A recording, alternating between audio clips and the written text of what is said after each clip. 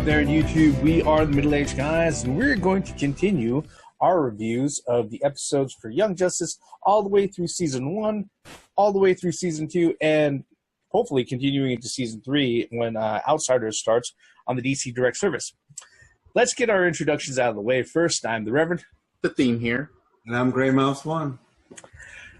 This particular video is going to be about Young Justice Season 1, Episode number 8, entitled Downtime, which originally aired out on March 4th, 2011. Again, there's going to be no spoiler warnings. This episode is over 7 years old, all right? And we've said that way in the beginning. And like with every review, after a short synopsis, we're going to talk about three particular things: what we liked, what we didn't like, or what we might change, and also if we notice something new that's going to hint to a further episode or storyline that's coming in the future. All right. Without any further ado, let's just go ahead and let me cover the quick synopsis of this particular episode. Downtime starts with the team in the midst of what looks like a fight with Clayface, and it looks like everybody in the team is taken out until Batman crashes through the skylight, dispatches Clayface, and he saves the team. Turns out it's a training exercise, and that due to the circumstances and the results of the training exercise, he requests that Aqualad stay behind so that he can talk to him, okay? And pretty much he tells him, hey, look, whatever's going on, you got to fix it. Even though Aqualad, apologizes for the performance of the team, Batman is very quick to point out, your team did fine. You're sucking as a leader right now, okay? Everything that went wrong is going wrong because of you. In which case, Aqualad comes to the conclusion that, because of his emotions being gone from Atlantis and everything else, that he would have to go ahead and sort out his head. So he takes a little bit of time off, and that's pretty much the theme of this particular episode.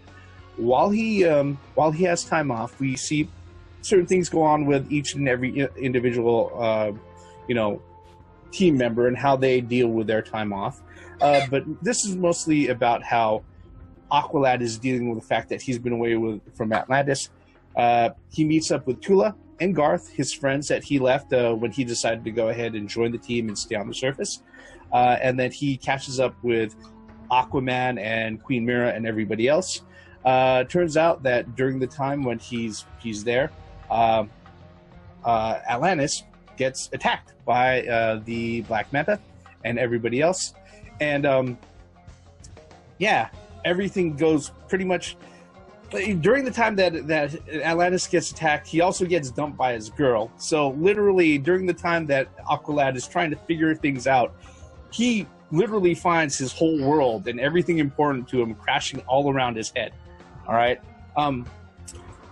Turns out that Black Manta is there to go ahead and steal this huge ancient starfish in the Kynoderm, right?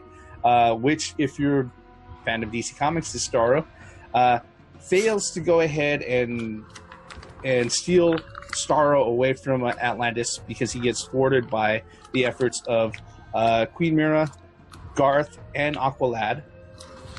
But they are able to go ahead and recover just a small piece of the Starro tentacle, and then they bring that up to the surface.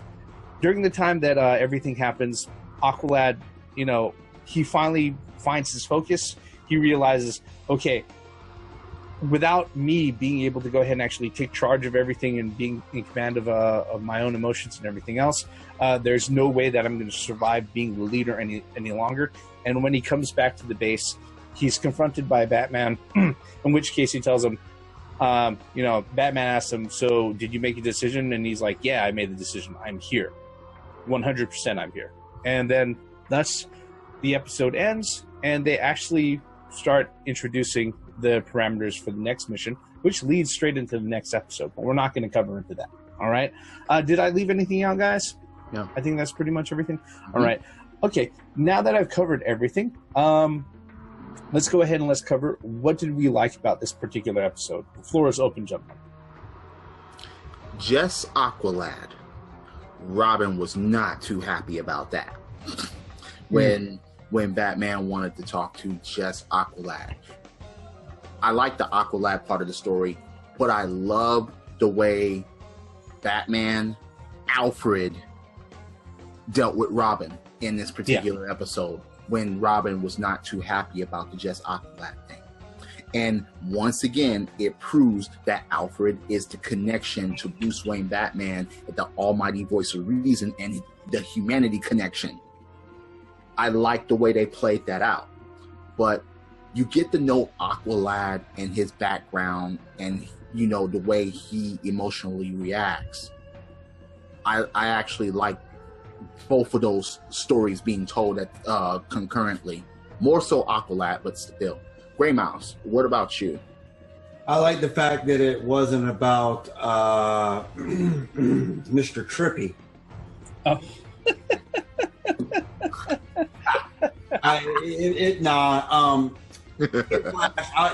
I like the fact that it wasn't focused on him for a change. I'm going to have to repeat what you just said. It's excellent, because I felt the same way.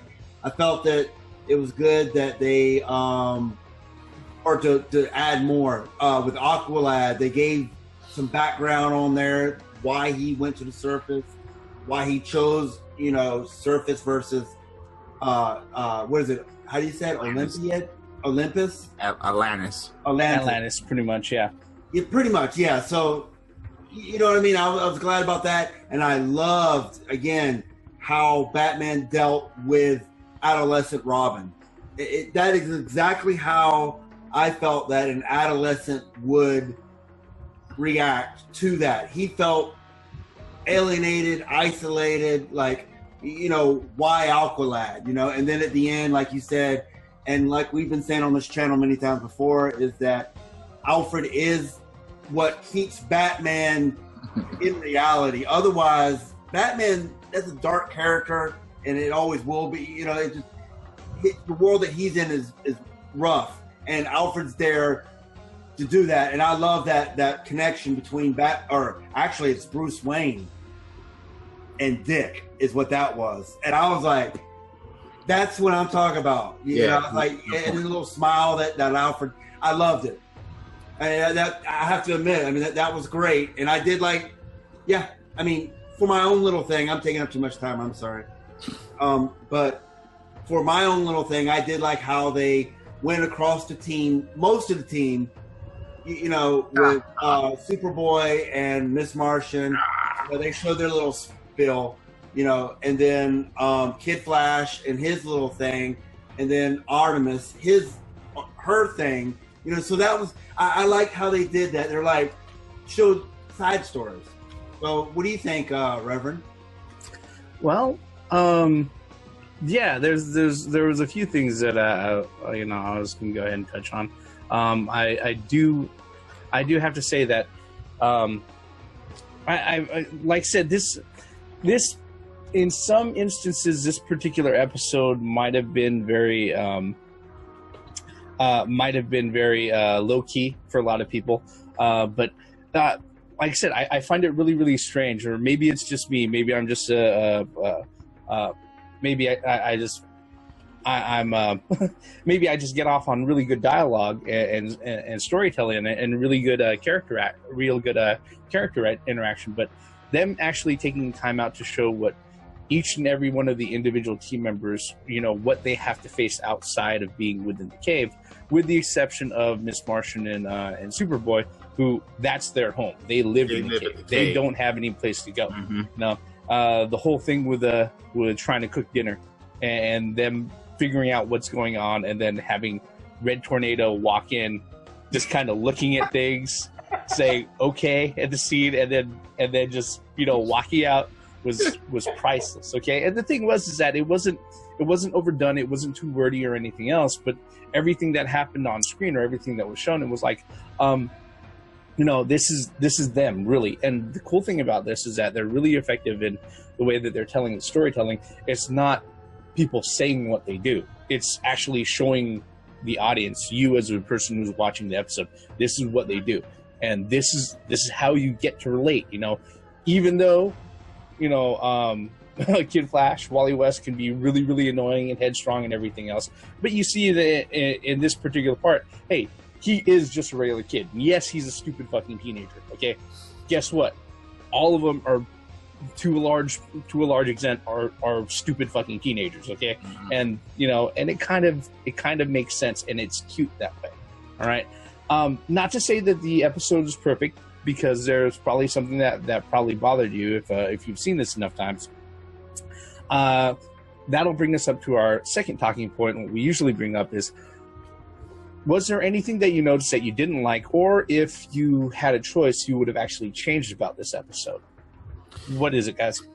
I don't think there was anything I would change about this one, because the way they had Aqualad as a whole, as far as his story being told in this episode, he was emotionally distraught. He missed home. He was torn. He was connected there, and he was connected with the surface world. He had to disconnect from that. He had to choose one. It basically got chosen for him. He didn't overreact. There was no overreacting in this episode by anyone. Everyone stayed within the character that they were supposed to be for certain reasons. So I'm not sure if I would change anything. Gray Mouse, what about you? Maybe I'm missing something here, or maybe I'm just biased. Well, with me, I think they kind of overdid Artemis and her mother. I mean, Huntress. Yeah, that would be a little. I'm not saying it's over, but just the fact that her mother basically forced her to go to college to Wayne Tech. But I understand where she's coming from, especially from a criminal background and what she did as a criminal. Wayne Tech has given her, quote unquote, a opportunity that she never gotten. But I felt like, how like Artemis kind of looked off to the side of the screen after pretty much being forced to go to that college from her mother, when her mother banged on the wheelchair, I felt like, it's not something that she wanted to do, but she'll do it for her mother. And of course, this is going to play a part in future episodes, but that's one thing that, it had to be there, but I felt it was like, I don't know. That's just me. But otherwise, I can't complain too much, about it. Yeah, I'd have to say at this moment in time, this particular episode, I'd have to say after the first two episodes, the wonderful thing about this series is that it really doesn't. It's not like there was any sort of lull. Okay, there's been this general pace where things build up and build up and build up. Mm-hmm. And the one thing that we've noticed, especially if you watch our other videos, is that each and every one of these episodes connect. If they aren't building to something that's happening in the future, a lot of them refer back to episodes that happened previously. Okay.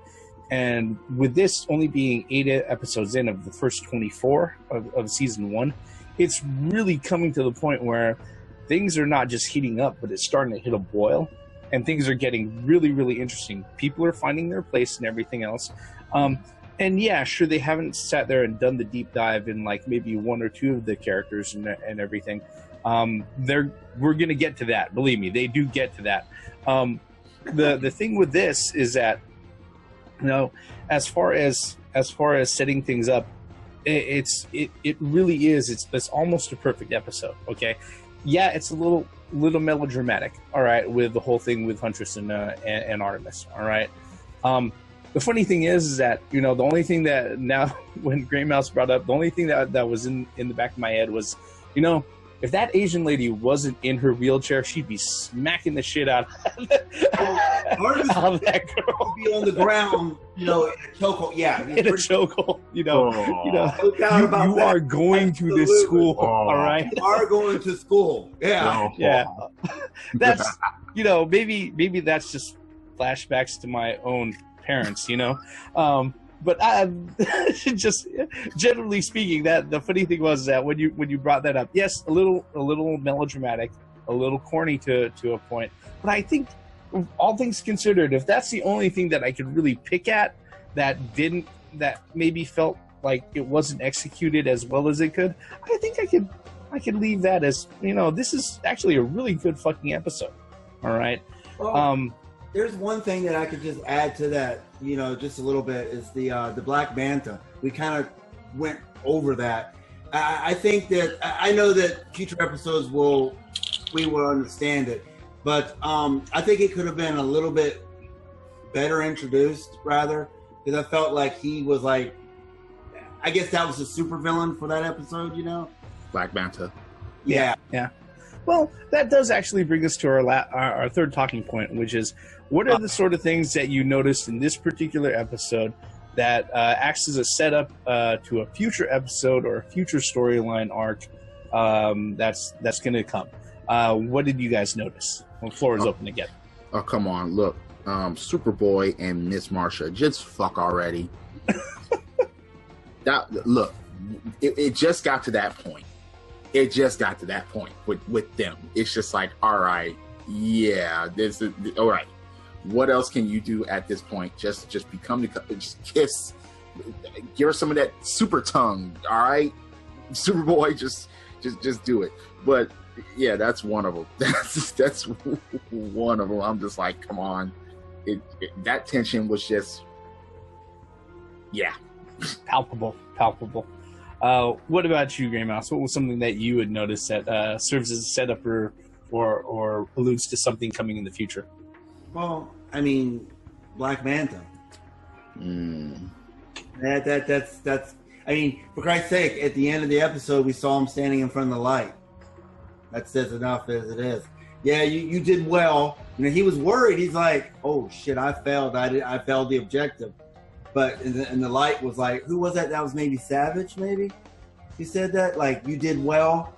I was trying to recognize the voice, but of course you don't see the people yet. Yeah. But it's like, you did well. You accomplished an objective, even though you didn't get the objective, but you did well. So yeah. Yep. I gotta say, the one thing that stood out to me, really stood out to me, and I did when I had watched this just earlier today, and I was setting up my notes. All right. Seeing Aqualad in the Black Manta armor means a whole hell of a lot for a huge portion of season 2. It means almost everything for season 2.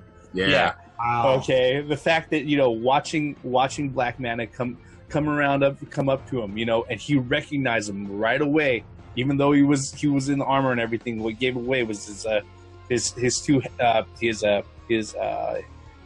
handles that he uses for his summoned weapons and stuff like that. But yeah, I sat there. I was like, oh wow! It like I said, it's been a while since I've seen this particular episode. But now that I'm watching it to do these reviews, the frame of mind is a little bit different. And yeah, oh my god, that is like that literally is like the whole of season 2. Once you get to it, all right. And there was that. Of course, there was the really more immediate things with the different relationships that are going on in between the people inside of the team and all of that. But yeah, right there when he sits there, and right after he pulls a Robin move, he and Garth are going through the science center, and Garth asks, "So you have a plan?" He turns around and Aqualad is gone, and he takes out those guards and everything. Yeah, just seeing him, roll up in the armor and then actually fighting in the armor and everything else. Like I said, I was like, this just has a completely new meaning. I know what's coming in the future. Yeah. So yeah, that was a great one right there. Was there anything else that we wanted to go ahead and throw onto that pile as far as any other tidbits any other little crumbs in the trail? I got a little crumb here. Like you said, when Aqualad disappeared and came back and, hit those two guys. And then he made a comment about, I did other studies or something to that effect. And I was like, and that's a nod to Robin if I ever saw one. The only thing that Black Canary. Yeah. And the only thing that he didn't do was laugh when he disappeared. That's it. Pretty much. Pretty much. One thing that you saw Lagoon Boy in this episode. Yeah. But it was very subtle. Yep. And, you know, and I like the fact that they told the story, because we're usually used to Garth being Aqualad, not Calderon. So when they explained, oh, Garth is the one that stayed behind and actually continued the studies, while Calderon left the surface world. And it's like, oh, okay, they actually, oh, all right, fine, yeah. I completely forgot about that too. So now you understand why in this world that Calderon is actually the Well, I remember in Flashpoint, the movie, both of them were there. Yeah. Both of them were right by the side of freaking Aquaman. So I thought that was interesting. But yeah, they basically just tell the story for Calderon becoming Aqualad, and yeah. I mean, it's just great storytelling. I mean, I know we say that every video, but it's just, I mean, they really sat down and they storyboard everything. It's just great storytelling. And I like the fact that this took place in Atlantis. Yeah. Because you rarely see that unless it's a total Aquaman, like movie or TV show or like episode or whatever. But you rarely see an episode with everything was in Atlantis just about, and I just thought that was great. Yeah. Let's go ahead and give our last yay, nay, or meh. What are our thoughts on this particular episode? I think I know what it's going to be all around, but Theme, what's your final rating for this episode? Yay, nay, or meh? Yay. Hell yay. Come on. Like I said, there was barely anything wrong with this episode. And as Grey Mouse said, fucking Kid Flash didn't trip, fall, and land on his fucking face or ass. Yep. Yeah, yay. Just great storytelling all the way around. Yep. What about you, Grey Mouse? What's your rating on this one? Definitely a yay. Yep. I mean, I thought that they were going to go overboard with the whole, Aqualad being dumped by Tula, but they didn't go overboard with that. Yeah. He actually had to look. You felt for him, but he fucking understood. Well, that was the only thing that actually connected him to Atlantis, quote unquote, other than, of course. Right. Yeah. And once that shattered, and he totally fucking look, he still had pain, but he came to reality and he fucking understood. And I'm like, dang God, you didn't start fighting amongst yourselves. Talk about you can't have her or all that teenage garbage. They didn't have enough time to do that. I mean, right after when they had the time, but they just didn't do it. Yeah. They would have found a way. The only thing that ties him to Atlantis now is his father. Oh, and what? The Queen being with child? True. And Aquaman and Aqualad, when he spoke out of turn, finally an heir, and Prince Orm was right there. That was messed up. Wait, isn't Prince Orm Ocean Master? He is definitely set to try to take the trident at some point in time. That's when that happened. I was like, oh. Yeah. And he, and Aqualad even apologized, which that kind of opens up. But then they didn't go overboard with that. Yeah, I'd have to say with this particular one, it's a yay for me. It's like I said, this is a near perfect episode for me, because there are the points where you have like just a lot of downtime, just like the title of the thing, and the characters, the team members are interacting amongst themselves, they're interacting with their family, or they're interacting with the important people in their lives outside of the team, and it goes a large way to go ahead and build and actually develop their characters individually. Not only that, but when the action does kick in and the plot is, the action portion of the plot kicks in, it's really poignant, and this does carry on. It sets up a huge amount of things that even like I said, beyond Aqualad donning the Black Manta armor, as part of the Black Manta Corps, even beyond that, setting up all of the second season and everything, we have his part, setting up, all right, look, this was the only thing that, like you guys said, this is the only thing that has me tied to Atlantis and everything else. But when the shit went down, it really kind of kicked in and showed that you know what? People's lives are at stake. Either I can feel shitty and I can mope, or I can go out and I can do my job. And that's exactly what he did. So, yeah, like I said, great episode all the way around. But what we really want to know, folks, is what were your thoughts on this particular episode? What are your thoughts on our particular review? Are we off base? Was there something we missed? We'd like to know. You can tell us by leaving us a comment below. While you're at it, we'd like you to, mash on that like button. And if you really like what we do here and you enjoy the videos that we make, we don't mind you clicking subscribe, sticking around, and waiting for us to put out more. With that, we are the Middle-Aged Guys, and we're going to wrap up this particular video right here. That's our review for Young Justice Season 1, Episode 8, Downtime. And, yeah, that's what we got. I am the Reverend. The Theme here. And I'm Grey Mouse 1. Every form of entertainment has the right to exist, even if you don't like it. And we sure do like this shit. Credits.